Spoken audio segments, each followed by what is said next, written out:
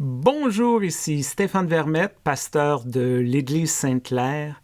Je vous demande, croyez-vous que la paix soit possible dans notre monde?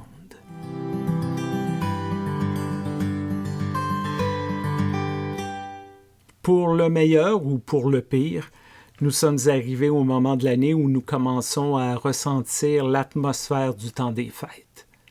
Bien sûr, la musique de Noël joue dans les haut-parleurs de tous les magasins.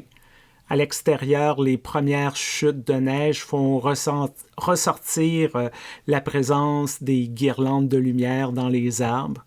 À la maison, on a sorti nos décorations. Nous, on a décoré notre sapin en famille samedi. J'ai même ressorti ma crèche de Noël qui me ramène 2000 ans en arrière, dans le petit village de Bethléem, où un enfant promis par les prophètes est né, dans des conditions précaires. Je me rappelle des bergers venus l'adorer et le chœur des anges qui chantent durant cette sainte nuit « Gloire à Dieu au plus haut des cieux et paix sur terre aux hommes et aux femmes de bonne volonté. » Paix sur terre pour tous ses habitants. Aujourd'hui, nous voulons désespérément croire en ces belles paroles inspirantes. Cependant, il y a cette petite voix en nous, et pour être honnête, dans mon cas, je dois avouer que c'est une très grosse voix cynique qui dit « Ben oui, la paix sur terre. » En cette fin de 2024, ces mots manquent totalement de crédibilité.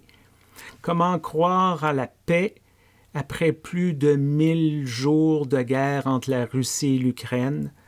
Comment croire en la paix quand les bombardements au Proche-Orient s'étendent sur plusieurs fronts à la fois? Comment croire à la paix quand des hommes, des femmes, des enfants innocents meurent dans l'indifférence totale?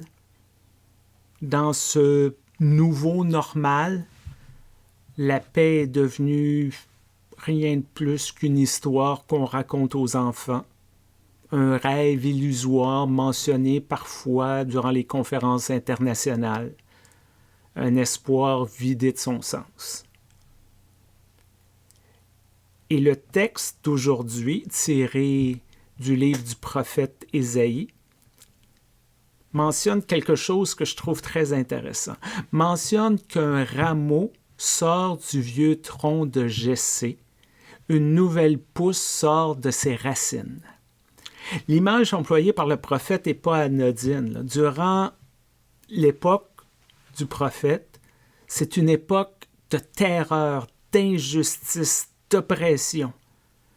Le peuple de Dieu avait perdu toute forme d'espoir.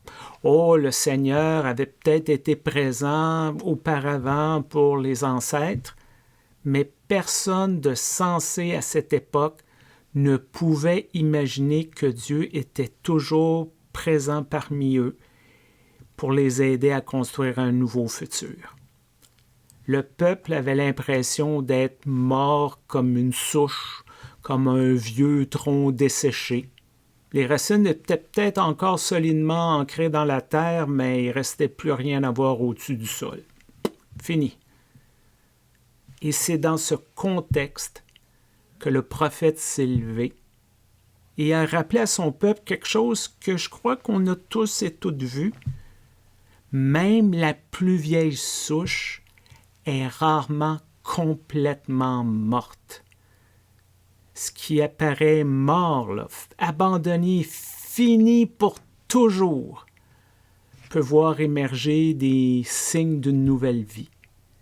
De nouvelles pousses trouvent moyen de sortir du vieux tronc. L'espoir se faufile dans les espaces souvent les plus insoupçonnés. Le prophète ose parler à son peuple d'une nouvelle création. Ceux et celles qui s'affrontaient auparavant pourront dorénavant coexister harmonieusement. Le texte dit « Alors le loup séjournera avec l'agneau, la panthère se couchera près du chevreau, le veau et le lionceau se nourriront ensemble, et un petit garçon les conduira.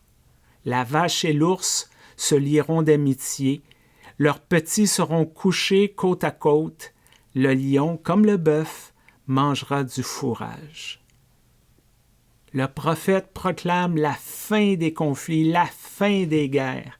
Les murs qui nous divisent tomberont une fois pour toutes. Pendant des moments paraissant sans espoir, le prophète ose même affirmer avec audace une vision du monde basée sur la justice pour les plus vulnérables, les sans-voix et les marginalisés de notre monde. Il promet l'arrivée d'un temps durant lequel les pauvres recevront leur juste part. Le prophète déclare à son peuple que malgré tout ce qu'il y a autour, ils et elles ne doivent pas désespérer. La justice est sur le point d'arriver. La délivrance est sur le point d'arriver. La paix est sur le point d'arriver. Et cette vision, nous pouvons être honnêtes, elle est superbe. Cependant, l'enseignement que nous avons reçu depuis notre jeunesse nous présente une autre réalité. Nous avons appris que dans l'ordre normal des choses, c'est les gros qui mangent les petits, pas l'inverse. Ce sont ceux et celles qui sont les mieux équipés, les mieux nantis, qui ont les meilleures chances de survie. Les personnes gentilles et généreuses ne gagnent jamais au grand jeu de la vie. C'est peut-être plate, mais c'est comme ça que notre monde est fait et personne ne peut changer cette réalité. Et pourtant, le prophète présente, selon les mots du théologien Walter Brueggemann, l'impossible possibilité d'une nouvelle création. Je répète, l'impossible possibilité d'une nouvelle création.